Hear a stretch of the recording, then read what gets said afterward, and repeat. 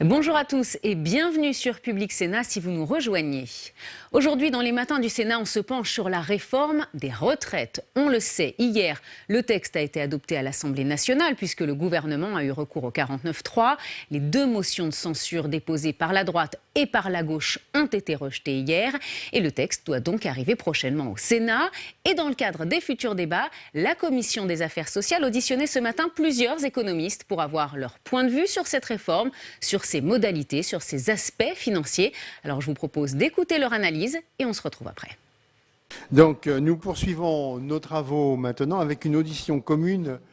Cette audition est consacrée au projet de loi sur les retraites, désormais soumis à l'examen du Sénat, puisque voté hier dans la joie et la bonne humeur par l'Assemblée nationale. Donc je remercie messieurs Philippe Askenazi, voilà, c'est mon voisin, directeur de recherche au CNRS, monsieur Hervé Boulol. Oui. Il est où ? Il n'est pas là. Moi je le salue quand même. Monsieur Antoine Bozio, qui est directeur d'Institut politique publique, d'avoir répondu à l'invitation de la Commission des affaires sociales. Ah, vous voyez comme quoi j'ai bien fait de le saluer en avance. Avancez-vous, monsieur. On vous a déjà dit bonjour, donc on vous redit plus bonjour. Nous avons donc souhaité, messieurs, recueillir votre éclairage sur ce texte sous différents angles. Nous avons demandé à monsieur Askenazi d'évoquer plus particulièrement les effets de la réforme des retraites pour l'État et les administrations publiques au sens large. En tant qu'employeur public, les cotisations vont évoluer, mais aussi les politiques salariales pour certaines catégories. Les transitions vont devoir être aménagées. De multiples questions se posent de ce point de vue. À M. Boulol, nous avons demandé quels seraient les points de vigilance à avoir lors de l'examen du futur texte, compte tenu des forces et faiblesses constatées sur des expériences d'autres pays en matière de réforme des retraites. Nous pensions notamment aux difficultés éventuelles de mise en place d'un système à points, de convergence des systèmes actuels vers le futur système de conversion des droits acquis, en particulier la clause à l'italienne. Monsieur Boulol nous avait déjà apporté un éclairage de ce type lors du premier colloque de la Commission sur la retraite, il y a maintenant déjà 2 ans. Et nous savons enfin que ce projet de loi doit à Antoine Bozio, lui aussi présent. Nous savons enfin ce projet de loi doit à Antoine Bozio, lui aussi présent lors de ce premier colloque. Nous savons peut-être moins, même si vous vous êtes exprimé dans la presse, en quoi il diffère de la réforme des retraites telle que vous l'envisagiez initialement, le décalage que vous constatez sur le projet soumis et les éventuelles fragilités que vous identifiez. Je rappelle à tout le monde que cette audition fait l'objet d'une captation vidéo, d'où les rideaux fermés. Cette captation vidéo est retransmise en direct sur le site du Sénat et elle sera ensuite consultable en vidéo à la demande. Je vous laisse, messieurs, la parole pour un propos introductif avant de laisser place aux échanges avec les commissaires et d'abord avec nos rapporteurs et ensuite les commissaires. On commence par vous. Allez, puis on ira jusqu'à monsieur Bozio. Écoutez, merci Monsieur le Président et merci de cette invitation. Donc moi-même, je ne suis pas un spécialiste des retraites, je suis un économiste du travail et donc j'ai plutôt un regard complémentaire par rapport à mes collègues qui va être celui de l'impact de la réforme, alors enfin on a du mal un petit peu à la suivre, sur les salariés, les employeurs et puisqu'on m'a demandé plus particulièrement dans le cas des employeurs publics.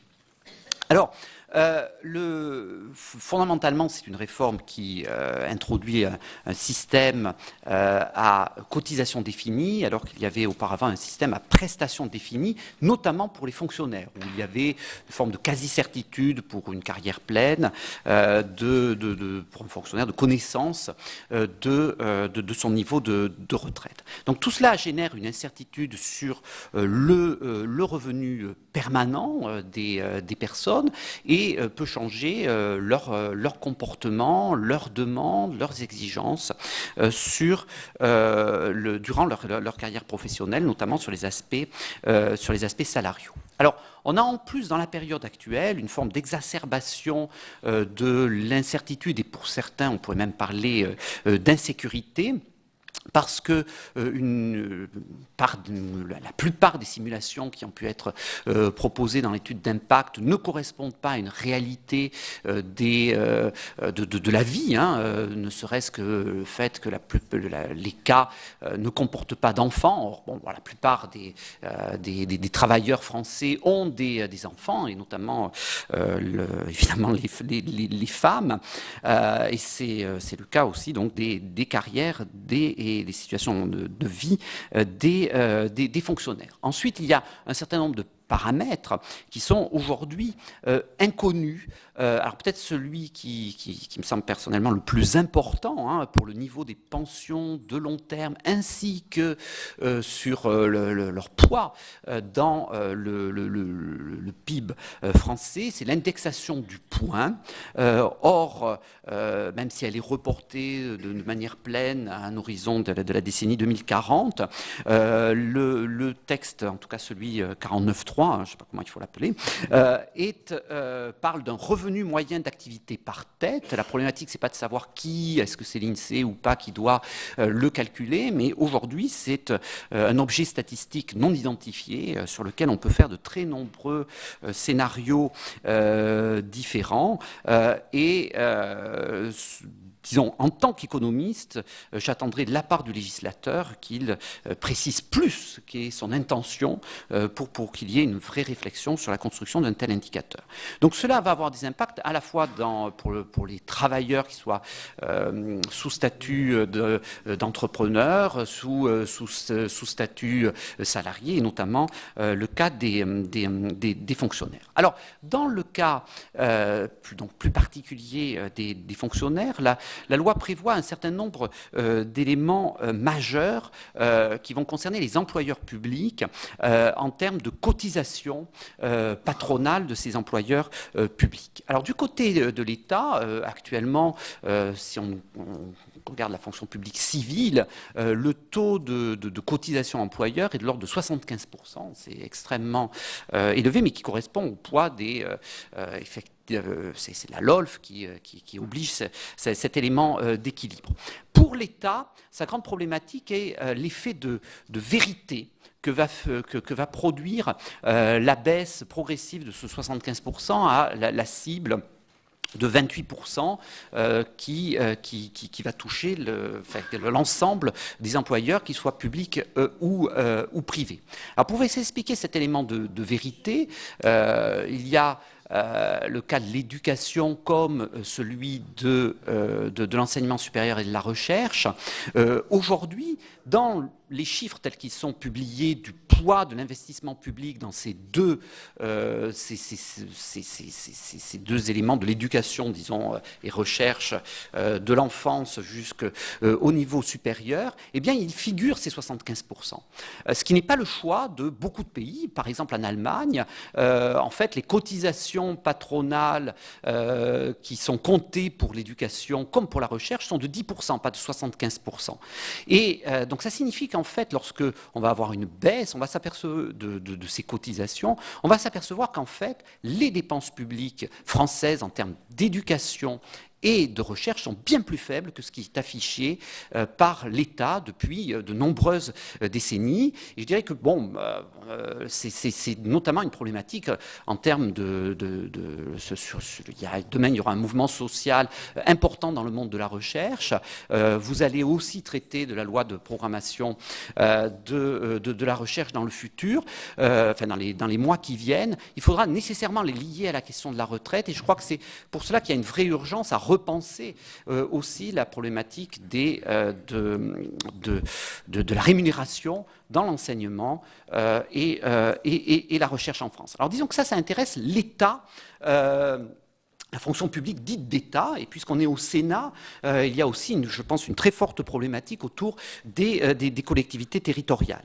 Alors cette problématique, elle est un petit peu renvoyée, alors j'étais un petit peu surpris de l'article 70 de la loi 49.3, puisque l'impact pour les collectivités territoriales sera mesuré en 2024 et pas auparavant. Alors, à cet horizon-là, mettons 2025-2026, au niveau des retraites, la CNRACL allait certainement afficher un déficit de l'ordre de 5 milliards d'euros, peut-être ça sera confirmé ou, de mes collègues, de l'ordre de 5 milliards d'euros de déficit de la CNRACL qui, en absence de réforme, aurait probablement impliquer une augmentation des taux de cotisation pour les hôpitaux comme les collectivités locales. Donc je pense qu'au total, elles ne sont pas véritablement perdantes comme employeurs au fait que dans le nouveau système, il va y avoir désormais des cotisations sociales sur les primes des agents des collectivités locales qui représentent un peu plus d'un quart de leur rémunération, et que ce qui a été décidé pour ne pas faire un choc trop important sur leur rémunération, c'est qu'une grande partie de ces, au moins de manière transitoire, une grande partie de ces cotisations seront en fait prises en charge par les employeurs. Et donc un calcul de coins de table. Il faudrait disposer en fait des payes, des fichiers de paye des fonctions publiques pour faire un calcul précis, mais étant donné qu'il y a 1 million d'agents qui sont concernés, ça va en fait représenter en termes de coûts supplémentaires par rapport au système actuel de RAFP à l'horizon 2025-2026 de l'ordre de 1,5 milliard de plus d'euros à débourser par les collectivités locales qui iront dans le financement des systèmes de retraite. Donc une somme importante, mais qui n'est qu'une partie probablement de l'effort que vont devoir faire les collectivités locales, comme employeur, elles risquent de se retrouver devant des difficultés que je qualifierais un petit peu d'inextricables, au sens que vous aurez une personne qui sera née le 2 janvier 1975 comparée à une personne née le 30 décembre 1974, ces deux personnes exactement au même niveau dans la grille indiciaire, avec les mêmes primes, ne vont plus se retrouver avec la même rémunération nette, puisque dans un cas, il y aura sur leurs primes des cotisations supplémentaires, et dans l'autre cas, non. Alors, c'est quelque chose qui, je pense, va très certainement rapidement poser des problèmes au niveau des collectifs de travail et va nécessiter une forme de compensation, une forme de lissage, puisque au bout du bout, il n'y a quand même pas de promesse de retraite supplémentaire pour cet agent qui serait né le 2 janvier 1975. Autre point, c'est que beaucoup, étant donné qu'il a déjà été annoncé par le gouvernement, justement dans le cas de l'éducation nationale, des revalorisations de rémunération, vous avez beaucoup d'agents qui sont présents. Prenons une école primaire, vous allez avoir cohabitation d'agents éducation nationale, d'agents des collectivités locales, et là aussi, ça va être très difficile, au sein d'un même collectif de travail, d'avoir d'un côté des professeurs des écoles qui vont voir leur rémunération revalorisée, et d'un autre côté, des personnels municipaux qui, eux, vont voir leur rémunération stagner, voir s'il y a ces cotisations sur leurs primes diminuer en net. Et donc là, on va avoir une problématique classique d'employeurs sur lequel il va y avoir des tensions importantes pour des augmentations de rémunération. Tout cela, au bout du bout, va poser des problèmes d'attractivité des métiers dans les collectivités locales, aujourd'hui qui sont très majoritairement féminins, très majoritairement de catégorie C, en tout cas lorsqu'on parle des fonctionnaires, et dans une période, là, les décennies qui viennent vont être des décennies qui vont être marquées par une diminution de la population en âge de travailler. Donc il va y avoir certainement des éléments de tension, et disons que à la louche. Voilà, à la louche, s'il s'agissait de faire un alignement sur ce que va donner l'éducation nationale, on est sur des niveaux de plusieurs milliards d'euros supplémentaires de rémunération chargées que les collectivités locales vont devoir débourser à un horizon, mettons, 2026, 2027, 2030. 2 milliards semblant quelque chose, vous voyez, enfin, à nouveau, c'est totalement à la louche, mais pas absurde. L'autre point important pour les employeurs collectivités locales est, je pense, la question de la pénibilité. Lorsqu'on regarde les enquêtes SUMER, donc qui sont des enquêtes de surveillance médicale des risques, qui sont vraiment l'outil dont on dispose en France pour mesurer les expositions professionnelles, le fait que justement il y ait une forte proportion d'agents C dans la fonction publique territoriale, d'ouvriers, de personnel féminin, par exemple dans des EHPAD publics, eh bien ils font face bien plus que l'ensemble des autres salariés, et encore plus que la fonction publique d'État, à des pénibilités professionnelles importantes. Aujourd'hui, vous savez qu'il y a un nombre restreint de pénibilités reconnues. Or, il se trouve que les salariés des collectivités territoriales sont particulièrement exposés à celles qui ont été retirées, qui sont donc les expositions aux agents chimiques, donc tous les aspects nettoyage, les manutentions de charges, ça concerne autant les femmes que les hommes, et les questions des vibrations mécaniques. Donc là aussi, puisqu'on est ici au Sénat, un petit peu lieu de représentation de ces collectivités locales, je crois qu'il y a toute une réflexion à avoir sur l'intégration ou non de ces critères de pénibilité. Je tenterai comme employeur, si vous voulez, si j'étais un maire d'une commune, ce qui n'est pas, disons, actuellement, je ne suis pas candidat, mais disons qu'en termes d'attractivité, je souhaiterais qu'il y ait un élargissement, plutôt un retour à ces pénibilités qui concernent plus particulièrement mes personnels et qui serait un élément de renforcement de l'attractivité de mes métiers, une forme en quelque sorte de garantie. Certes, vous avez des pénibilités, certes, vous avez des rémunérations modestes, mais le système de retraite est tel que vous pourrez,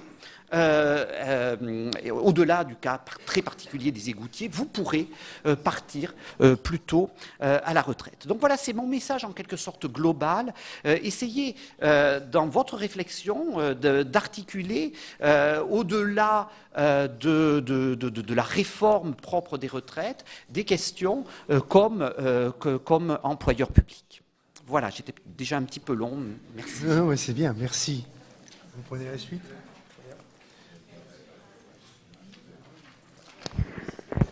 Alors merci bien sûr, Monsieur le Président, merci pour cette invitation.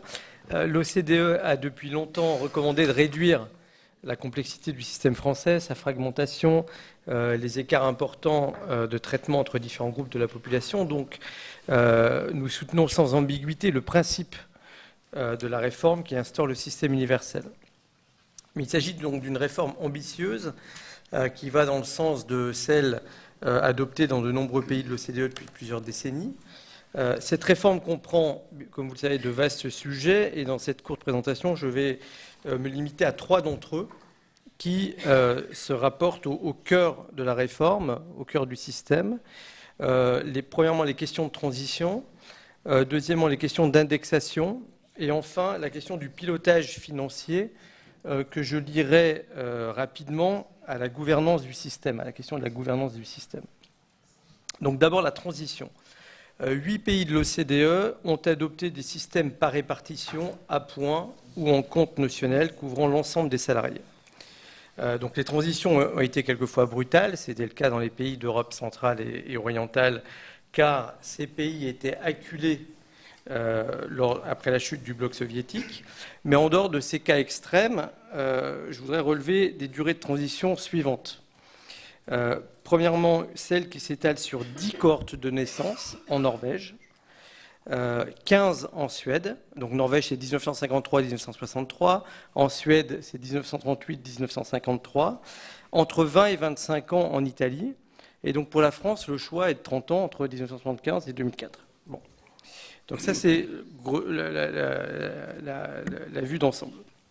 Mais l'étalage sur le nombre de cohortes n'est qu'un des aspects de la transition. Un autre facteur qui est important, c'est le délai de la mise en œuvre. Concrètement, dans le cas de la France, génération 1975 qui auront 50 ans en 2025 et qui vont prendre leur retraite en 2000, 37, 40, etc. D'accord ? Donc en Suède, les personnes qui avaient 60 ans au moment du vote de la réforme ont été concernées et ont eu en réalité 20% de leur pension calculée à partir des droits convertis dans le nouveau système. En Norvège, il s'est agi de celles qui avaient 58 ans. En Italie, en revanche, c'était 38 ans. Donc en France, ça serait 45 ans, si on prend l'exemple, donc 1975, vote en 2020. Donc 45 ans pour la France. Enfin, il y a la question de la conversion des droits acquis. Pour les générations concernées, il y a eu conversion des droits acquis dans le nouveau système en Suède et en Norvège, avec une transition sur la base d'une pondération en fonction de l'année de naissance. Et donc, il y a eu ce système mixte, à nouveau pour 15 ans en Suède, pour 10 ans en Norvège, alors qu'en Italie, il n'y a pas eu de conversion de droits acquis, même avec... Donc la réforme, c'était 1996. Comme vous le savez, il y a eu ensuite une réforme Fornero en 2012. Mais même avec la réforme Fornero, qui a accéléré un certain nombre de choses, il n'y a pas eu de conversion de droits acquis, et donc une transition très longue en Italie, dans le sens d'un maintien donc, des règles de calcul passées jusqu'à 45 ou 50 ans après l'adoption du nouveau système. Au total, en France, il n'y a pas de conversion non plus, on comprend maintenant, et les règles des 42, entre guillemets, un régime, continueront de s'appliquer pour les droits acquis avant 2022 ou 2025 pour des générations qui partiront à la retraite vers 2070. Donc on maintient ce système-là. Donc nous en sommes au final, de ce point de vue-là, plus proche du cas italien, ce qui pose problème, car les complexités qui est liées à la multiplication des règles vont continuer à exister, même si leur poids, certes, va décroître petit à petit. Donc en conséquence, la simplicité du mode de calcul de pension qui est au centre de la réforme sera largement diluée dans le temps. Les raisons sont doubles pour ça, bien sûr. L'absence de conversion des droits acquis, comme j'ai dit, qui, c'est vrai, soulève d'importantes difficultés. Donc on peut comprendre, entre guillemets, le refus d'obstacle sur cette question. Mais c'est aussi dû au fait d'avoir concédé rapidement en décembre l'application du nouveau système à partir de la génération 75, plutôt qu'à l'époque on partait de 1963. Et bon, malheureusement sur ce volet, les dés semblent jetés, mais ça donne quand même une idée du contexte global. Et à nouveau, comme finalement le relevait Philippe, peut-être sur ces questions de discontinuité, quelqu'un qui est né en 1974 n'est pas concerné, quelqu'un qui est né le 1er janvier 1975 qui partira en 2037-2040 aura 12-15 ans de droits qui seront calculés dans le nouveau système, d'un coup. Donc on saute, ça correspond le quart, le tiers de sa carrière. Alors qu'évidemment, si on avait commencé à concerner les générations 63, 65, 70, on aurait bien sûr lissé beaucoup cet aspect-là. Deuxième volet, les règles de calcul dans le nouveau régime. Donc je vais ici m'arrêter sur 2 points, l'indexation du coût d'achat et de la valeur du point, et ensuite la prise en compte des évolutions de l'espérance de vie. Donc concernant les règles de valorisation, quelque chose qui est donc ce qui est très important pour la lisibilité du système et in fine pour la confiance dans le système, c'est d'avoir des règles qui sont claires. En comparaison des autres systèmes par points ou en compte notionnel, dans les pays de l'OCDE à nouveau, le système Agirc-Arrco est le seul qui repose sur des modes de valorisation qui sont largement discrétionnaires. C'est le seul. Donc dans le nouveau système, le coût et la valeur du point devraient, on pourra revenir sur les questions, mais idéalement ça devrait suivre la masse salariale ou l'assiette des cotisations, mais le choix a été fait d'utiliser une référence au salaire ou au revenu par tête. Il y a eu cette discussion. J'ai relevé effectivement, je comprends au niveau du marché du travail qu'il y a évidemment une nuance très importante, mais c'est, me semble-t-il, quand même un débat de second plan. Donc, comme dans beaucoup de pays, le salaire est souvent utilisé. Donc la différence entre le salaire et la masse salariale, c'est l'emploi. grosso modo. Et cette différence n'est en réalité pas essentielle pour la France, compte tenu notamment des projections de la population en âge à travailler, et compte tenu surtout du fait qu'il y a d'autres mécanismes ensuite qui viennent pallier éventuellement ou compléter ce dispositif. Donc l'Allemagne, par exemple, la Suède, la Norvège utilisent les salaires, mais doivent prendre en compte les évolutions de la démographie qui affectent l'emploi via d'autres mécanismes sur lesquels je vais revenir dans quelques instants. En tout cas, l'important, c'est que les règles par défaut soient claires, et ça c'est un point, et l'autre point, c'est que le coût et la valeur du point suivent le même indice pour assurer une sorte d'équité entre générations. Et il semble y avoir, alors là je mets plein de guillemets parce que moi j'ai toujours un peu de mal à lire les documents, le projet de loi, les exposés des motifs, je vois que ma limite est atteinte assez rapidement. Je ne suis pas sûr de vraiment de comprendre l'ensemble des détails, mais en tout cas, il semble y avoir à terme le souhait d'indexer le point en fonction du revenu par tête, mais je ne suis pas certain que la règle soit limpide, malgré les limites que j'ai. Donc au minimum, la référence effectivement à une phase de transition jusqu'en 2045, avec une indexation initiale sur les prix, pose question, me semble-t-il. Et donc cette architecture globale est assez peu transparente.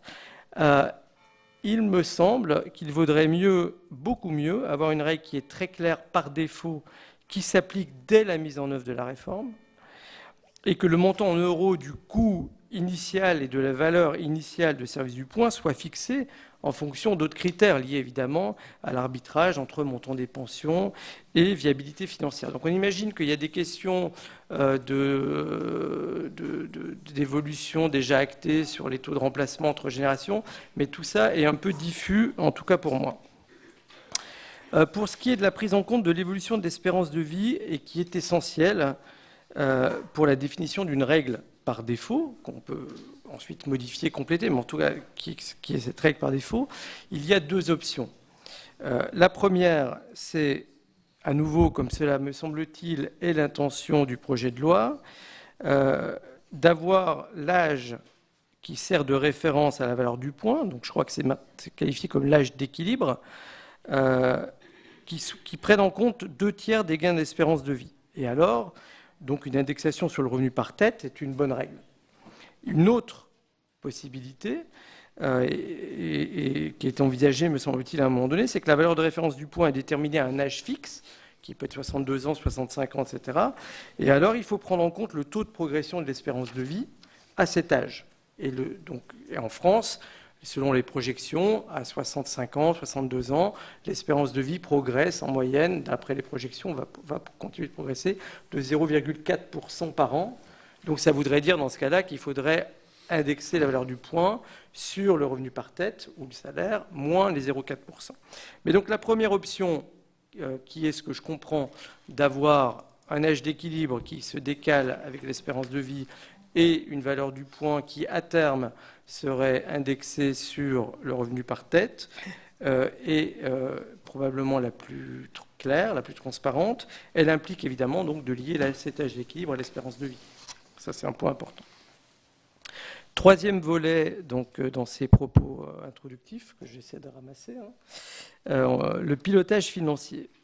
Donc, un système de retraite, même universel, même simplifié, ne peut pas être mis sur pilotage automatique. Évidemment, ça n'existe pas. Et donc, du coup, il y a des mécanismes d'ajustement complémentaires qui sont nécessaires. Alors, certes, l'intérêt de choisir de bonnes règles d'indexation par défaut est que si elles sont bien définies, eh bien, le besoin de recourir à ces mécanismes complémentaires est très limité, mais on ne peut pas faire l'économie parce qu'il y a un certain nombre d'aléas qui ne sont pas maîtrisables. Donc ces mécanismes d'ajustement peuvent suivre deux logiques en réalité totalement différentes. Premièrement, le fait d'assurer l'équilibre budgétaire de court terme, comme ce peut être le cas en Allemagne, dans certaines situations, avec potentiellement donc, des problèmes sévères d'amplification des crises économiques, ou viser la solvabilité cumulée à long terme, qui est l'approche suivie par la Suède et qui est la mieux adaptée à la vision de long terme du système de retraite, tout en prenant évidemment en compte l'impact de phénomènes transitoires, par exemple comme le baby-boom, via la constitution de réserves. Donc dans les propositions actuelles, la France, me semble-t-il, hésite entre ces deux logiques de façon peu évidente. Je prends donc l'article 55 qui distingue en effet deux temporalités. La règle d'or, qui impose de respecter l'équilibre sur 5 années glissantes. On pourrait y revenir. Et je cite ici l'exposé des motifs. Une procédure de pilotage cyclique et indicative intervenant tous les 5 ans sur un horizon de 40 ans et plus. Donc moi, je ne comprends pas très bien ce que ça veut dire. Je ne vois pas comment on combine ça avec la règle d'or. Et évidemment, l'introduction de ce type de mécanisme, qui est important, requiert normalement une stricte discipline dans son application. Donc là-dessus, s'il y a évidemment, je ne sais pas où en sont les réflexions et les travaux, mais s'il y a un point pour moi, à la lecture rapide, comme ça, des différentes logiques et différents articles, là, il me semble y avoir une grosse incertitude sur un sujet où il faut être très précis. Parce que, évidemment, on comprend très bien que la crainte de se baser uniquement sur une règle de long terme, et donc d'oublier cette règle d'or sur 5 ans qui a ses problèmes, provient du risque que des hypothèses de projection trop optimistes conduisent à accepter des déficits récurrents à court terme ou à moyen terme qui ne sont pas corrigés et du coup qui conduisent à des transferts entre générations qui sont difficiles à justifier. Cette crainte est probablement légitime compte tenu de l'historique des soldes cumulés en France. Mais la question est de savoir s'il est préférable, compte tenu de cet historique, de cette suspicion, s'il est préférable de tenter d'éviter ce travers via des règles, alors là je mets plein de guillemets, un peu baroques, ou s'il ne vaudrait pas mieux opter pour une gouvernance plus solide. Notamment, la question clé est celle de l'édification plus qu'une séparation, d'un cloisonnement net des comptes du système de retraite et des règles clairement définies qui visent la solvabilité de long terme, mesurée de façon précise et ou indépendante, en tout cas largement autonome, bien entendu. Voilà. Donc pour résumer, 3 points. Le choix du mode de la durée de transition dilue dans le temps les bénéfices de cette réforme essentielle. Deuxièmement, il est important de se doter de règles claires de valorisation du coût et de la valeur du point et d'éviter un modèle peu transparent comme celui qui a prévalu pour la GIRC-ARCO et qui a reposé sur des règles discrétionnaires par à-coup. Alors certes, l'équilibre financier a été maintenu, tout le crédit évidemment aux partenaires sociaux. Le système n'a jamais dérivé. Mais c'était difficile à suivre, peu transparent, probablement avec des questions d'équité entre générations, etc. Donc, mais évidemment, l'essentiel a quand même été livré, il n'y a pas de doute. Notamment, en tout cas, la phase de transition vers 2045 est difficile à justifier, et plutôt que l'autre option qui serait de caler les paramètres initiaux sur de bonnes valeurs qui permettent d'éviter cette transition-là. En revanche, évidemment, il est important de lier l'âge d'équilibre à l'espérance de vie. À nouveau, dans une règle par défaut. Et le troisième point, pour résumer, c'est le mécanisme d'ajustement complémentaire qui est nécessaire. Donc, cette articulation, à nouveau, règle d'or et cette espèce de projection sur 40 ans, voilà. C'est nécessaire, en tout cas, d'avoir un mécanisme. Il doit viser l'équilibre cumulé de long terme. Mais évidemment, la question importante, c'est la crédibilité de son utilisation, qui, elle, serait renforcée par la séparation claire des comptes du nouveau régime et l'indépendance des règles qui actionnent ce mécanisme. Merci. Monsieur Bozio. Donc, bonjour à tous. Donc, on m'a demandé de faire une sorte d'évaluation du projet de loi par rapport aux recommandations que j'avais pu faire dans le passé et dans quelle mesure l'écart ou pas entre ce que j'avais suggéré se retrouve ou pas dans le projet de loi. Peut-être comme propos peut-être liminaire là-dessus, c'est que le fait de parler à des élus, des responsables politiques ou responsables syndicaux comme universitaires pour parler des constats qu'on peut faire sur l'analyse d'une politique publique comme le système de retraite, d'en suggérer des pistes, me semble non seulement importante mais essentielle pour arriver à irriguer les réflexions des représentants et des élus pour essayer de penser la façon dont les réformes puissent se mettre en place. Néanmoins, je n'ai jamais pensé que ma propre analyse et mon propre analyse de ce qu'il faudrait faire doivent être suivis à la lettre, puisque dans une représentation démocratique ou dans le débat social de la démocratie sociale, il est légitime que s'écartent des choix qui sont faits par rapport aux préconisations, aux recommandations que j'ai pu faire. Ce qui me pose peut-être le plus de problèmes, finalement, dans le processus qui a été mis en place, c'est que je ne suis pas certain que les écarts qui ont été mis en place par rapport aux propositions initiales correspondent pleinement à l'exercice de la majorité du pays et des choix qui ont été faits dans la démocratie sociale et de la démocratie représentative. Et donc, c'est ça qui, d'une certaine façon, m'interroge plus que de savoir qu'en soi, on puisse faire un écart par rapport aux propositions que j'ai pu faire initialement. Alors, quels sont ces écarts? La première chose, c'est que j'étais, et c'est le paradoxe d'être ensuite décrit comme l'inspirateur du système à points, critique pendant une quinzaine d'années des systèmes à points. Critique de la façon dont, à l'Agirc-Arrco, des règles discrétionnaires, mal maîtrisées, pouvaient avoir des conséquences. Critique du fait qu'un système en points, il faut avoir confiance dans la valeur du point. Et finalement, l'ensemble de mes travaux et mes préconisations avaient porté à dire qu'il fallait mettre plutôt un système dont les droits sont en euros pour donner des garanties claires sur l'accumulation progressive de droits à la retraite qui, au fil et à mesure qu'on s'approche de ce départ en retraite, sont des droits qui apparaissent comme solides et acquis. Mais lorsqu'on m'a rétorqué que le système français, dans sa tradition, préférait le système en points, je n'ai rien à redire. Si c'est le choix majoritaire du pays, si c'est le choix majoritaire de nos représentants syndicaux, très bien. Mais il faut alors avoir des règles du point. Il faut avoir des règles qui permettent d'avoir confiance sur l'évolution de ces droits de ce point. Ne sera pas une façon de manipuler à d'autres fins la valeur des pensions de retraite. Une fois qu'on a mis de ce côté le fait qu'on accepte un système en points, il faut ensuite donc en fixer les règles. Et là, et c'est là quelque chose que je trouve très important dans la discussion, c'est d'avoir bien conscience de la façon dont le système actuel fonctionne. Le fait qu'on ait choisi depuis la fin des années 80 de changer, et ce n'est loin d'être le cas dans tous les pays de l'OCDE qu'on a cité Hervé Boulol, beaucoup de pays ont gardé une indexation des droits sur les salaires. Certains, dont la Belgique, mes voisins, sont passés aussi à une indexation au prix. Ça a été le cas dans un certain nombre de pays. La France l'a fait afin de limiter la hausse des dépenses de retraite. Ça a été très efficace en ce sens. C'était très efficace aussi parce que c'était une façon très invisible de faire baisser le niveau des retraites.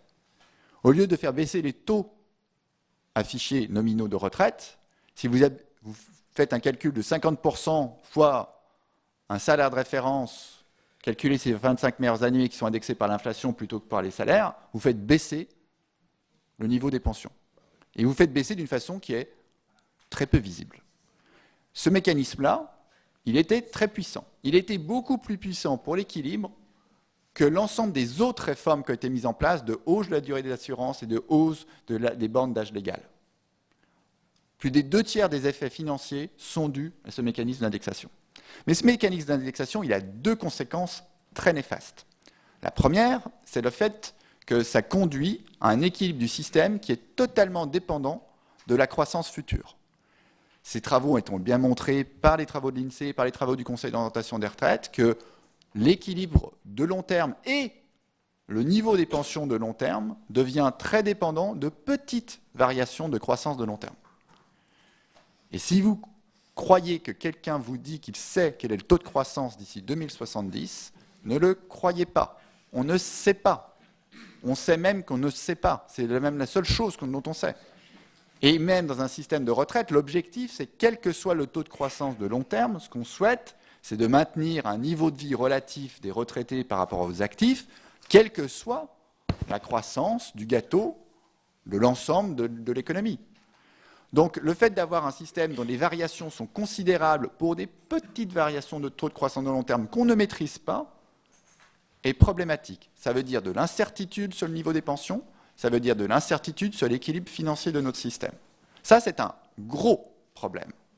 Mais c'est un problème qui n'est pas perçu, qui n'est pas visible ni par nos concitoyens et je trouve en fait qui, malgré les travaux qui ont pu être faits depuis une quinzaine d'années dessus, reste compliqué à percevoir parce qu'une question d'indexation, prix-salaire, ce n'est pas quelque chose de très simple et de très évident. Il y a une deuxième conséquence de l'indexation prix, c'est qu'elle a fait des effets redistributifs qui sont non seulement mal maîtrisés, mais qui vont au contraire de ce qu'on souhaite.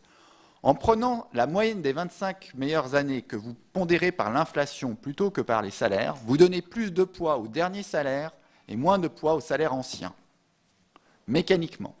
Ça veut dire quoi? Ça veut dire que vous allez en fait donner plus relativement de pension à ceux qui ont des salaires de fin de carrière plus élevés relativement à carrière totale au sens de rémunération identique, ceux qui ont des fins de carrière plus difficiles.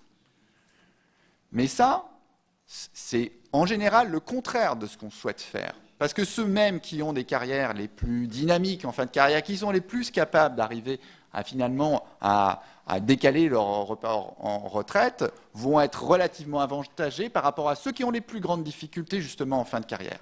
Donc ce n'est pas souhaitable, c'est très difficile de définir pourquoi on aimerait finalement donner beaucoup plus de poids à ces fins de carrière par rapport à ces débuts de carrière. Donc là, que fait le choix du projet de loi? Il décide, ce qui avait été dit par Hervé Boulol précédemment et par Philippe Ashkenazi, de repousser par deux mécanismes. D'abord, repousser la mise en place de la réforme d'un point de vue des générations qui sont touchées, et aussi repousser le moment où on passe finalement à l'indexation salaire à la fin de 2047, ce qu'on comprend, c'est-à-dire qu'il y a une transition progressive qui va faire qu'en fait, on atteindrait l'indexation croissance des salaires qu'à partir de 2050. C'est-à-dire que cet effet correctif qui était essentiel dans permettre finalement de retrouver la maîtrise du pilotage et donner des garanties plus solides sur les pensions de retraite n'aura lieu qu'à un horizon en fait assez lointain. Et là, c'est là, je trouve, où il y a pourquoi le gouvernement a choisi de faire ça. Il y a d'un côté une certaine volonté de faire cette transition pour des générations plus jeunes, mais il y a aussi le fait qu'en repoussant l'indexation salaire à plus tard, on maintient l'indexation prix pendant plus longtemps. Et on maintient l'indexation prix pendant plus longtemps, ce qui permet de profiter du système actuel qui, avec son indexation prix, si la croissance est suffisante, va faire baisser le niveau des retraites et donc des dépenses. Mais si le choix était bien de vouloir faire une réduction des dépenses, ce qui peut être un choix politique tout à fait responsable et assumé, c'est un choix. Mais dans ce cas-là, il faut le dire. Certes, vos collègues me le disent, me le soufflent, mais c'est tout à fait, je pense que c'était très important. Donc si on prend le projet de loi, en réalité, le budget constant, qui était ma proposition initiale de dire faisons une réforme à budget constant pour réparer, au vu des choix qui ont été faits du niveau de dépenses de retraite, pour garantir qu'on n'aille pas de baisse non souhaitée de ces niveaux de retraite, est interprété comme budget constant en 2050. Point annexe, mais que je trouve troublant, le fait qu'enfin en 2050, on retrouve l'indexation salaire, est quand même une bonne nouvelle. Tardive, lointaine, mais quand même une bonne nouvelle. Pourquoi l'étude d'impact ne montre pas qu'après 2050, on fait cesser cette baisse due à la désinflation. Donc en réalité, pourquoi ne pas simplement montrer qu'à, certes, à très long terme, mais quand même, la réforme porte enfin ses fruits pour dire qu'on a réduit cette incertitude forte au-delà de 2050. L'étude d'impact s'arrête en 2050 de façon très étrange, alors même que l'ensemble des CATIP et l'ensemble de tous les autres éléments, eux, impliquent des simulations jusqu'à plus de 2070.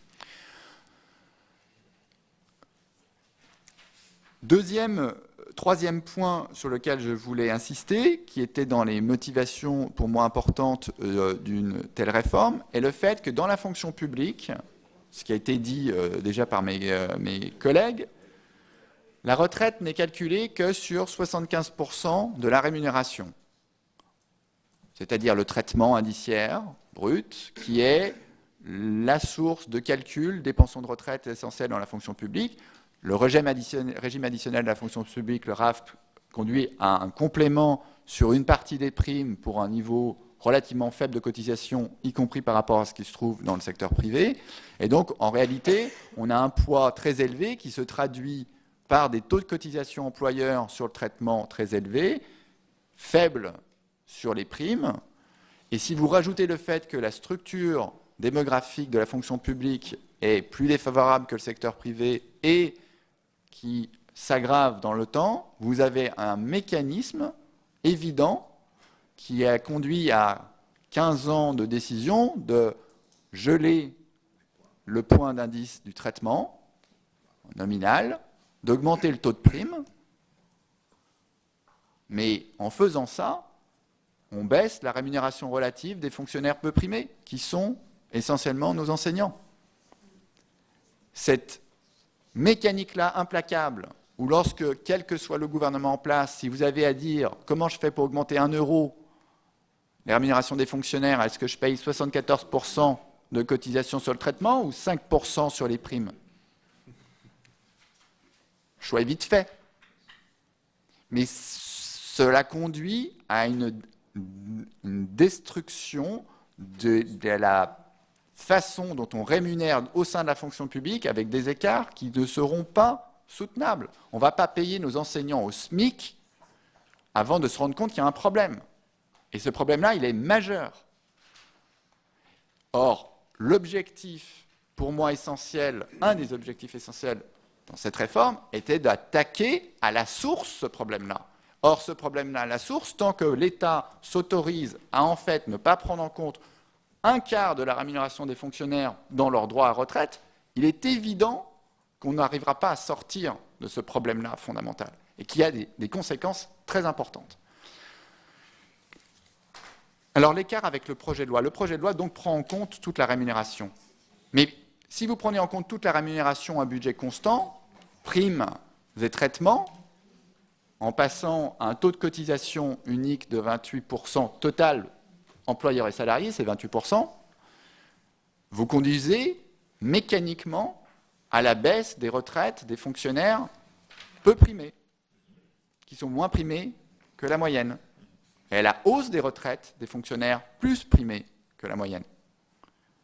Donc là, il y a quelque chose d'essentiel dans la façon dont, si vous voulez rendre cette transition acceptable, parce qu'elle est, à mon sens, nécessaire, et je crois que c'est difficile de nier le fait qu'on peut continuer à avoir un système où d'une certaine façon, l'État se crée un moyen de payer sans cotisation les fonctionnaires, il faut bien que les rémunérations et donc l'évolution des rémunérations différentielles entre les fonctionnaires peu primés, la rémunération des fonctionnaires peu primés et des enseignants, doit augmenter.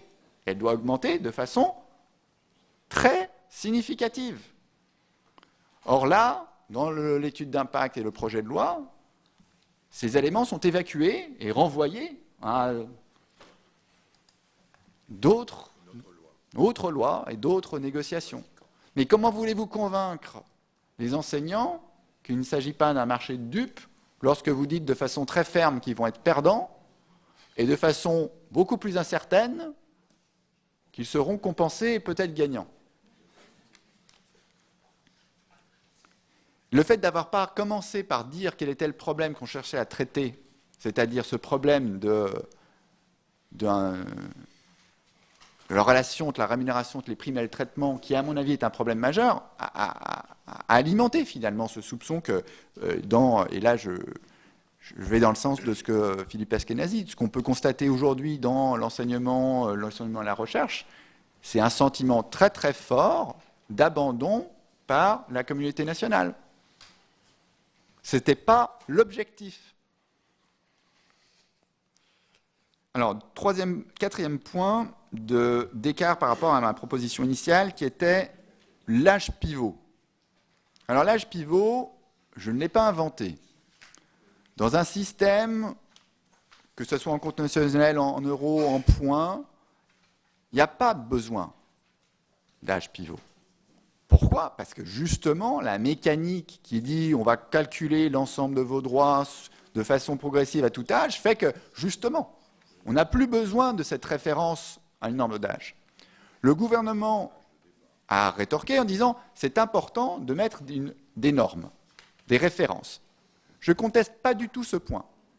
La question est de savoir est-ce qu'on a besoin d'une norme d'âge unique pour tous, que vous ayez commencé tôt à travailler ou plus tard, et donner le sentiment à l'ensemble du pays qu'en réalité, l'âge de départ est le même pour tous, alors même qu'en fait, l'idée même de cette réforme était de faire en sorte qu'on donne plus on prenne mieux en compte l'ensemble des carrières et que ceux qui ont commencé plus tôt à travailler aient des droits qui s'accumulent plus vite et plus tôt, qui leur permettent de partir en réalité plus tôt avec des pensions d'un niveau convenable. Ce que j'avais proposé avant le rapport de Levoy, c'est qu'on pouvait donner un point de référence d'un taux plein, mais défini comme, par exemple, le taux de remplacement cible, le niveau de pension par rapport à votre dernier salaire. Ça, c'est une information et un point de référence qui est très explicite par rapport au niveau, à maintenir un niveau de vie élevé et qui est l'objectif social qu'on souhaite faire. Mais un tel niveau, c'est quelque chose qui est individuel, qui ne se fait pas au même âge. Si vous avez commencé tôt à travailler, vous obtiendrez par vos points plus de droits qui vous permettent d'obtenir ce taux de remplacement plus tôt. Et il n'y a rien de scandaleux là-dedans, au contraire. Pourquoi fixer un âge pivot unique qui donne cette impression qu'en réalité, on veut revenir sur des dispositifs qui ont été mis en place progressivement pour rendre les aspects individuels, l'individualisation du système de retraite. Alors pourquoi l'âge pivot? On comprend mieux lorsqu'on lit en fait ce qui a été les dernières annonces et le projet de loi, c'est qu'en fait il y a deux réformes qui ont été annoncées. Il y a une réforme dont on a parlé en réalité depuis le début, qui est la réforme systémique, le système en points, pour 2037, pour les premières pensions. Et puis en fait il y a une réforme plus tôt, une réforme paramétrique, financière, qui est celle de la mise en place de l'âge pivot dans le système actuel. Or, dans le système actuel, mettre en place de l'âge pivot, tout de suite, ça a beaucoup plus de sens, parce qu'on comprend exactement ce que ça veut dire. Un âge pivot dans le système actuel, ça a un effet, un impact sur l'âge effectif du taux plein, et donc sur l'équilibre des finances. Donc, en quoi consiste cet âge pivot tel qu'il a été proposé? En une hausse de l'âge du taux plein inconditionnelle à la durée d'assurance, de 62 à 64 ans, c'est-à-dire que pour les personnes qui pouvaient, dans le système actuel, grâce à leur durée d'assurance, partir avant 64 ans, ils auront une décote qui sera mise en place par rapport à l'âge de 64 ans. Et la contrepartie pour les personnes qui attendaient au-delà de 64 ans pour avoir le taux plein, et en particulier à l'âge d'aliénation de la décote à 67 ans, de pouvoir partir plus tôt, cette fois-ci, à 64 ans, sans application des décotes qui étaient appliquées jusqu'à 67 ans. Mais comme le nombre de salariés touchés par la hausse de 62 à 64 est beaucoup plus important que la baisse de 67 à 64, cette proposition-là permet de réduire les dépenses de façon substantielle pour, dans le court terme, faire une mesure qui baisse la dépense de retraite d'ici à 2030. Donc ça, c'est ces deux réformes. Lorsque vous analysez dans l'étude d'impact à 2050 la baisse projetée de dépenses publiques de 0,9 points de PIB, il y en a 0,6 qui viennent du maintien de l'indexation prix et donc du report de la réforme systémique, et 0,3 qui viennent de la mise en place de l'âge pivot, ou en tout cas des mesures qui sont en discussion dans la conférence de financement, qui seront annoncées et confirmées le mois prochain, si j'ai bien compris. Et ces deux réformes, évidemment, ont eu tendance à se parasiter l'une l'autre dans le débat public, de savoir quel était l'objectif effectif qu'était de cette réforme. Je vais finir par un point, parce que je peux parler beaucoup plus longtemps sur ces questions-là, mais finir peut-être sur l'étude d'impact. Je me suis exprimé dans la presse sur ce que je jugeais d'une étude d'impact qui était quand même largement lacunaire. Il manque de nombreux éléments pour que la représentation nationale puisse se faire un avis informé sur l'ensemble des impacts. Et je trouve cela dommageable, d'autant plus que je pense que c'est dommageable pour, en réalité, la bonne conception d'une réforme qui, j'en reste persuadé, aurait pu faire l'objet d'un beaucoup plus large consensus. C'est-à-dire que ne pas avoir d'éléments très clairs sur les finances publiques et leur impact de cette réforme sur les finances publiques, prenant en compte les mesures de hausse de rémunération dans la fonction publique qui seront nécessaires, rend soit ceux qui pensent que ça va coûter énormément, et ceux qui pensent qu'en réalité les fonctionnaires sont des grands perdants, des soupçons légitimes. Or, écarter ces soupçons, au moins pour clarifier quel est bien l'effet net sur les finances publiques, une fois qu'on a pris en compte les augmentations de rémunération pour tous les fonctionnaires faiblement primés qui sont nécessaires et rendus possibles par cette réforme, il me semble quelque chose de très important.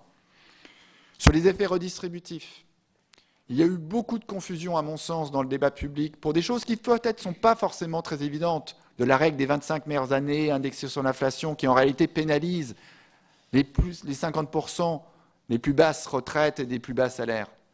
Ce n'est pas forcément évident à comprendre, mais au moins que l'étude d'impact permette d'y voir clair sur ces effets-là. De ne pas forcément vouloir à tout prix montrer que tout le monde est gagnant en mélangeant des hausses de cotisations, les hausses de l'âge de départ en retraite, pour donner un affichage, en effet, où tout le monde est gagnant, alors même que tout le monde soupçonne bien qu'en réalité, ce n'est pas tout à fait possible. Sur la dépendance à la croissance, j'en ai parlé avant, pourquoi ne pas montrer, après discuter dans l'étude d'impact pendant 50 pages, des effets néfastes du pilotage de notre système, ne pas montrer une seule étude, mais montrant qu'en réalité, on a fait un progrès là-dessus. Alors peut-être parce qu'en réalité, jusqu'en 2050, on n'en fait pas.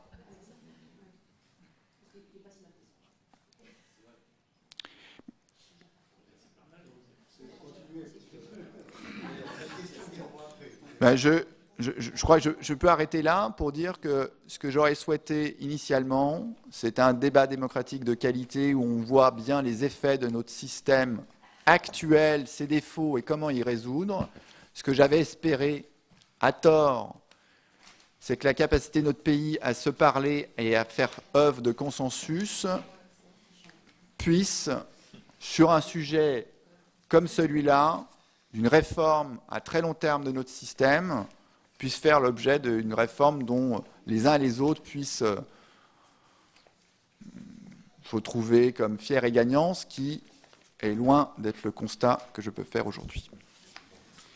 Merci bien. Je vais passer la parole au rapporteur, mais permettez-moi juste une petite réflexion. Ça fait maintenant 2 ans qu'on auditionne, qu'on écoute. D'abord le commissaire général, ensuite le ministre, déjà certaines personnes. Et très honnêtement, depuis 2 ans que j'écoute, c'est la première fois que je comprends quelque chose. En tout cas, merci. Donc je passe la parole à M. Van der Renberg d'abord.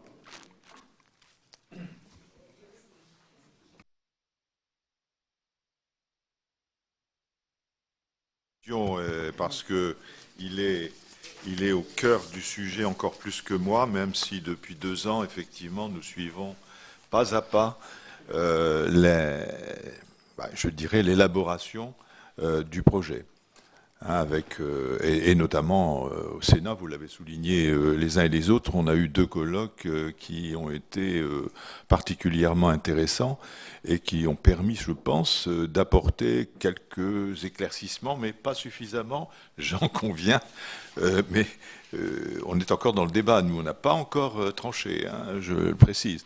Et donc tout ce que vous avez pu dire est fort utile. Je dis, il y a un point, je disais en aparté à René-Paul Savary, il y a un point qui est capital, essentiel, c'est la valeur du point.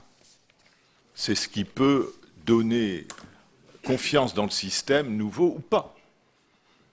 Et vous avez beaucoup insisté sur ce point, M. Bozio, et je partage totalement ce... Je disais toujours et Alain, le président, en est témoin, que c'est un système, si on se projette, alors peut-être pas à 30 ans, hein, peut-être qu'il fallait réduire un petit peu la durée de transition, mais si on se projette, compte tenu effectivement de la croissance, on pouvait facilement dire qu'il n'y aurait pas de perdants. Je parle à condition évidemment de faire ce que vous avez dit et ce que normalement le gouvernement est en train d'engager, c'est-à-dire la réforme des rémunérations des fonctionnaires qui n'ont pas de prime. C'est clair. Et il faudra compenser les cotisations, ça me paraît évident, sinon il y a une perte. Alors qu'on a annoncé qu'il n'y aurait pas de perte à ce niveau-là. Donc je dirais, pour le gouvernement, il n'y avait pas beaucoup de risques de dire qu'il n'y aura pas de perdants à terme. Ils n'ont pas voulu le dire. C'était pour moi essentiel. Bon, enfin, bref, on essaiera de faire cette démonstration. Mais je pense que sur ce qui a été dit par les uns et par les autres, j'aurai quelques questions peut-être complémentaires, vous verrez. Sur la transition vers, M. Eskenazi notamment, vous avez parlé beaucoup de la transition dans la fonction évidemment publique, vers le futur régime. La convergence des cotisations va être un sujet, évidemment, on l'a vu là plusieurs fois. Alors comment vous la voyez? Quelle serait pour vous la compensation accordée aux fonctionnaires sur les cotisations? Intégrale, différée, je ne sais, enfin, il y a vraiment une réflexion qui doit être engagée, notamment pour ceux qui n'avaient pas de prime. Hein. Et pour les agents, donc, on vient de l'évoquer, l'effort qui sera nécessaire pour l'État afin de garantir le même niveau de pension pour ces agents-là. On pose les questions, toutes les questions, Monsieur le Président, aussi à Monsieur Boulol, et puis bon, j'en ai pas beaucoup. Hein. Alors, pour Monsieur Boulol, il y a un point, vous l'avez d'ailleurs soulevé, l'Agirc Arrco est pour moi une référence quand même si il y a effectivement des mesures peut-être un peu discrétionnaires. J'entendais l'autre jour Monsieur Pierre-Louis Bras, président du corps, qui disait ça. C'est très très intéressant. C'est facile, disait-il même, c'est facile de gérer l'Agirc Arrco, puisque de toute façon, les mesures d'âge, ça ne dépend pas vraiment d'eux, encore qu'ils aient pris une mesure temporaire quand même, donc c'était un petit peu injuste, comme je lui ai dit. Mais deuxièmement, il dit, on manipule le point, ça, les syndicats d'ailleurs et les partenaires sociaux sont à la manœuvre. Mais je doute que leurs mandants, c'est-à-dire les salariés, soient vraiment et comprennent tout. Donc c'est ça le point.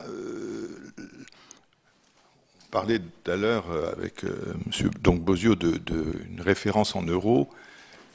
Le point, ou l'euro directement, moi je dis, si la valeur du point est clairement définie, et c'est ça le vrai problème, si la valeur du point est clairement définie, que ce soit en euros, calcul en euros ou en points, c'est pas un problème.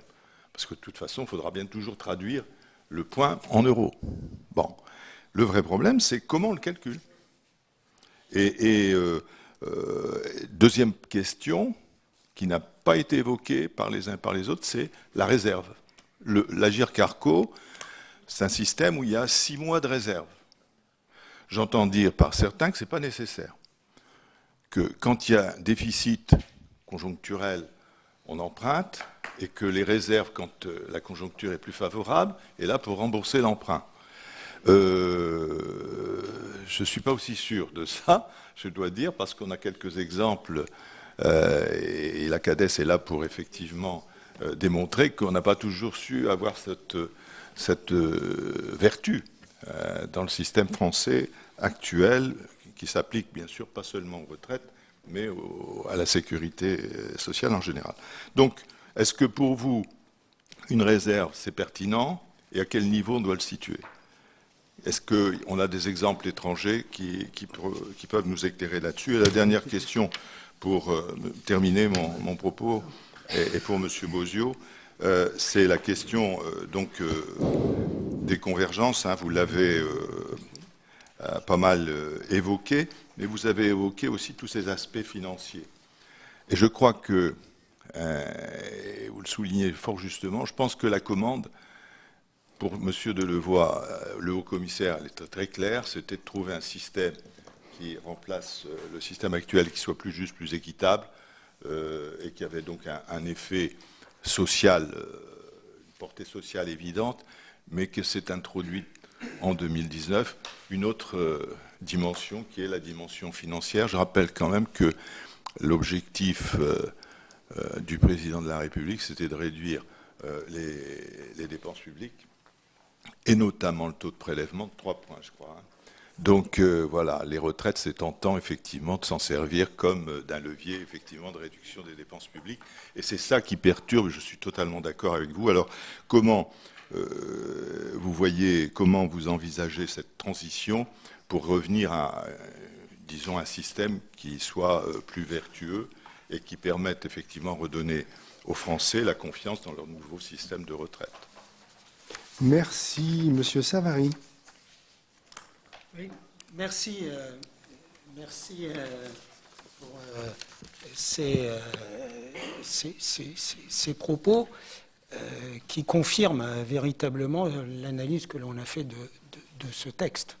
Hein, où véritablement on voit bien une réforme qui était effectivement sur un modèle sociétal différent, qui est parti sur des bases âge de départ à 62 ans, le seul pays en Europe, donc derrière toute la mécanique de l'âge pivot, et faire un système unique dans lequel tout le monde rentre, et où c'est particulièrement compliqué. Je crois qu'au fil du temps, il y a eu cette dérive que vous avez très bien expliquée, c'est l'analyse que l'on en fait, qui fait que on voit bien que Bercy a repris la main à un certain moment, que c'est devenu une réforme financière mélangée à la réforme systémique, donc paramétrie systémique, et ça fait la confusion la plus complète. Confusion qui a été accélérée, c'est la démonstration qu'on avait fait, j'ai déjà eu l'occasion de faire, accélérée par le fait que par rapport au projet initial qui devait avoir une zone de convergence ou de transition de 5 ans, où on est passé à toucher les générations éloignées de plus de 17 ans de l'âge de liquidation de la retraite, et compliqué ensuite par différentes mesures qui ont été prises dans le cadre des pressions syndicales, que ce soit sur la pénibilité ou d'autres mesures de clause à l'italienne, qui font qu'il va y avoir derrière un coût supplémentaire, et il faut qu'on revienne à cette clause à l'italienne, parce que je voudrais savoir un peu le prix que ça peut être, qui va faire qu'il va y avoir un coût supplémentaire avec un système qui a pilotage automatique. Ça veut dire que derrière, et c'est là où j'ai une différence d'analyse par rapport à ce qui était proposé sur la pénibilité, que plus vous prenez des mesures de pénibilité qui touchent l'âge de départ à la retraite avec des gens qui passent plus tôt, ce que l'on peut comprendre, plus les autres devront, à travers ce nouveau système, travailler plus longtemps. Voilà, c'est clair, c'est l'équilibre automatique. Donc il faut faire attention à prendre plus des mesures de prévention que des mesures de compensation. Hein, voilà. Une fois qu'on a dit ça, on voit bien qu'il y a un coût supplémentaire que vous avez évoqué, notamment CNRACL, ça coûtera 1,5 milliard. L'État, on ne voit pas bien comment, il va sûrement se sortir à bon compte. On n'a pas de garantie que ce soit le privé qui paye justement ce bon compte et se servir de l'argent pour la rémunération. On est, je crois, en droit de le penser. Rien ne nous prouve à travers le texte qu'on ne peut pas penser comme ça, en tout cas. Ce n'est pas écrit comme ça dans le texte, mais l'inverse n'est pas non plus écrit. La compensation pour les indépendants, on n'en a pas parlé, mais dans votre système, M. Baudieu, vous ne preniez pas les indépendants. Vous ne l'avez pas souligné, mais vous m'en avez parlé en aparté, vous ne preniez que les salariés privés et publics, mais pas les indépendants. Le coût de la compensation des cotisations supplémentaires des indépendants par le biais de la modification de l'assiette et de la remise de 30% fait que pour l'État, c'est encore 2,6 milliards qui vont arriver derrière en coûts supplémentaires. La clause à l'italienne, combien? On m'a parlé de 5 milliards. Donc, bref, la question, quel est le coût global de cette retraite et de cette transition? Quel est le coût de cette réforme, pardon? Quel est le coût global de cette transformation très importante qui va durer, comme vous l'avez dit, 15 à 20 ans? La part des réserves, la question a été posée. Moi, je suis de ceux qui pensent que pour donner confiance à ce système, il faut garantir un niveau de réserve sur lequel on tape ou on ne tape pas selon les circonstances ou les aléas économiques ou les aléas démographique. Et on n'a pas parlé non plus, pour simplifier la réflexion, des 3 plafonds de sécurité sociale, puisque le système se limite à 3 plafonds de sécurité sociale, ce qui déséquilibre complètement les régimes complémentaires actuels, puisqu'ils vont avoir des prestations à verser pendant encore des années pour ces personnes qui gagnaient aussi au-dessus de 3 plafonds, mais qui n'auront plus les cotisations qui rentrent, puisque les cotisations vont ne rentrer que pour les anciens, ceux de 75, directement à la CNRU, ils n'auront que la moitié des cotisations. Donc que pensez-vous? Est-ce qu'il n'est pas judicieux de revoir un peu ce dispositif? Pourquoi écarter tout un pan entier, certes peu représentatif en nombre de personnes, mais représentatif en ce qui concerne les cotisations versées, qui donnent droit à des droits de retraite pour ces gens-là, mais qui participent encore largement à la redistribution par les droits qui sont des droits ne donnant pas à cotisation à hauteur environ de 9%, entre 3 à 8 passes. Et puis, est-ce que véritablement, mais vous avez un peu répondu, est-ce que les carrières hachées ou heurteuses sont prises en compte? On voit bien qu'à travers l'indexation qui ne sera sur le revenu moyen par tête qu'en 2045, on risque d'avoir là aussi une insuffisance de prise en compte de ces carrières hachées ou heurtées. Est-ce que vous partagez ce constat? Je résume les questions pour simplifier la discussion. Madame Vermeillet, rapporteure pour avis de la Commission des finances. Merci, Monsieur le Président, et merci de votre invitation.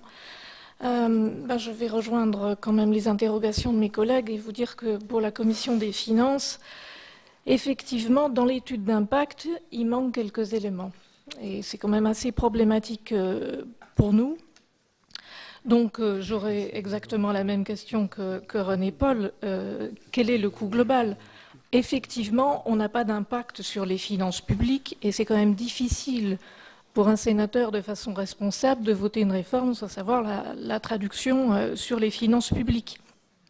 Que ce soit finalement de façon globale ou de façon individuelle sur certaines mesures, on a quand même très peu d'estimations. Et comme le dit Antoine Bozio, parfois les quelques projections qu'on a s'arrêtent trop tôt. C'est difficile de comparer des projections qui s'arrêtent à 2050 quand la plupart de celles dont on dispose parlaient de 2070, voire au-delà. Donc ça, c'est assez perturbant. Moi, j'ai les projections du corps, j'ai un certain nombre d'études, mais elles sont difficilement comparables. Enfin, celles dont on dispose aujourd'hui et le peu qu'on a, c'est très frustrant parce qu'on ne peut pas se projeter suffisamment longtemps. Donc, l'intégration des primes. Moi, vous avez donné quelques estimations. On est loin d'avoir la totalité puisque le ministre Blanquer parle de la création des primes pour les enseignants. Je vois une estimation il y a quelques jours à 10,5 milliards. Pourquoi pas? Là, vous avez donné des estimations CNRACL. Mais on n'a pas la totalité en réalité, les catégories A+, qui ont le plus de primes. Je partage évidemment l'inquiétude pour les catégories B et C qui vont se retrouver lésées, mais je vais un peu plus loin que René-Paul. Pour moi, ça me semble une évidence. Si on reste sur un niveau de dépenses à 13,8% du PIB, pour moi, mécaniquement, le régime privé va trinquer. Enfin, je ne vois pas comment, si seulement on avait fait cette réforme à périmètre constant. Mais là, ce n'est pas le cas, puisqu'on intègre les primes des fonctionnaires. Et je ne dis pas qu'il ne fallait pas le faire. Effectivement, il fallait sans doute le faire. Mais enfin, la donne n'est plus la même. On intègre les primes des fonctionnaires, on crée des primes pour les enseignants, et on reste à 13,8% du PIB. Expliquez-moi comment ça marche là. Hein. Est-ce qu'il n'y a pas, à un moment donné, quelqu'un qui va trinquer? Sur l'objectif d'équité, moi j'ai un souci quand même sur le fait que certains régimes soient autorisés, la disparition des régimes spéciaux. Certains régimes sont autorisés à disposer d'une transition de 15 ans, 20 ans, et puis d'autres qui ne demandent rien à l'État, qui ne coûtent rien à l'État aujourd'hui, vont basculer directement dans la nouvelle réforme. Ça pose un problème d'équité. Alors ça, c'est peut-être pas financier, enfin si, quoique, parce que le coût des régimes spéciaux SNCF, RATP, il y a bien sûr le coût du déséquilibre démographique, mais il y a le coût des avantages spécifiques qui avoisine 1 milliard par an. Et là, on autorise une transition assez longue, là où d'autres régimes n'ont pas de transition. Enfin, de façon plus générale aussi, sur l'espérance de vie, l'allongement de l'espérance de vie, je voudrais ramener le coût global, justement, pour les finances publiques de cette réforme, avec l'espérance de vie en bonne santé, qui, elle, ne progresse plus. Et également le coût global de la dépendance qu'on ne connaît pas aujourd'hui. D'où l'importance de connaître dans cette réforme le coût global pour les finances publiques, parce que la dépendance, elle n'est pas encore financée, qu'on a compris que le pouvoir d'achat des retraités, pouvoir d'achat relatif, va baisser de 25% dans les quelques décennies qui viennent. Donc si la dépendance est peu ou mal financée, comment vont s'en sortir ces futurs retraités ? Et il s'agit aussi de notre responsabilité en s'engageant sur cette réforme. Quel pouvoir d'achat on donne aux futurs retraités, même si évidemment on comprend que la pension va toujours croître, mais de façon relative par rapport aux actifs, elle va baisser.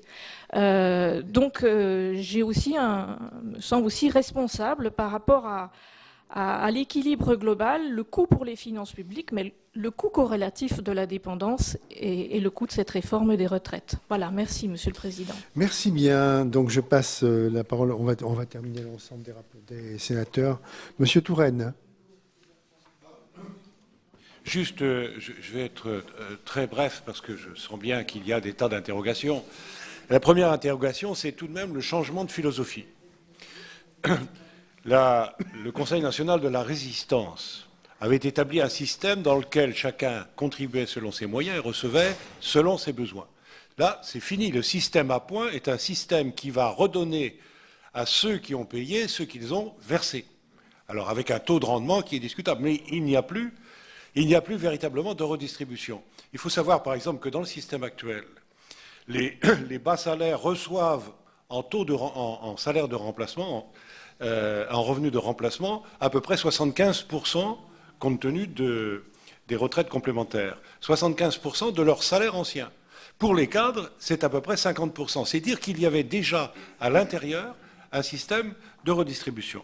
Deuxième question ou observation, Monsieur Askenazi, vous dites les cotisations de l'État vont passer de 74-75% à 28%. Non, ça va passer de 75% à 17%, puisque la cotisation employeur sera 17%. Ça fait des milliards. J'ai essayé de rentrer ça dans ma machine à calculer. Il faut, la somme n'apparaît pas, il faut une puissance pour qu'on la calcule. Donc on se demande comment le nouveau système va faire face à ce manque. Alors, même s'il est progressif, c'est des sommes considérables. De la même façon, mais je ne reviens pas là-dessus, ça a été indiqué que le fait qu'on va changer pour les cadres le plafond de cotisation va s'appliquer tout de suite dans les prestations et ne s'appliquera va s'appliquer tout de suite dans les cotisations et ne s'appliquera que plus tard dans les prestations. Donc il va y avoir un déséquilibre de 4 à 5 milliards d'euros. Ce qui nous manque, c'est véritablement, et on a soulevé un certain nombre de dépenses supplémentaires, c'est le coût global ça va coûter à l'État et donc par conséquent à la nation.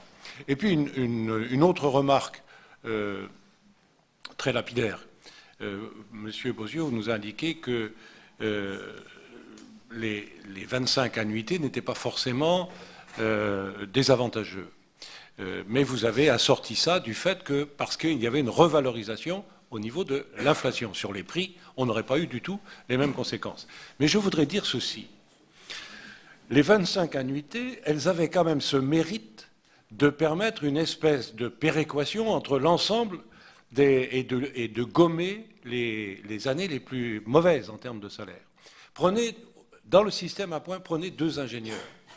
L'un est rentré comme ingénieur et aura toute sa carrière un salaire élevé. L'autre est rentré comme technicien, il a fait une formation continue et il a fait 25 ans d'ingénieur. Dans le système actuel, ils auraient la même retraite.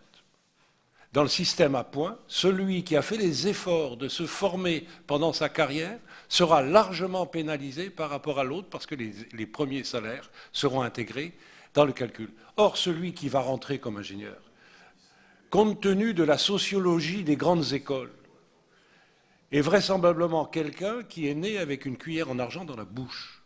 Et on va en continuer à les favoriser. Ça va l'étouffer. Hein. Mais il ne faudrait pas qu'il l'avale.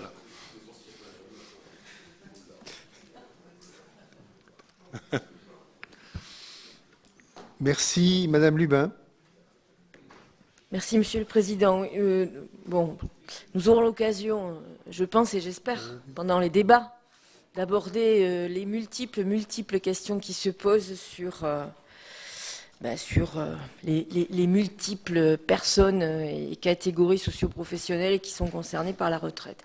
Donc, moi, j'ai juste 2 questions, mais enfin, l'une vient d'être posée par mon collègue et a été évoquée aussi précédemment par les différents intervenants.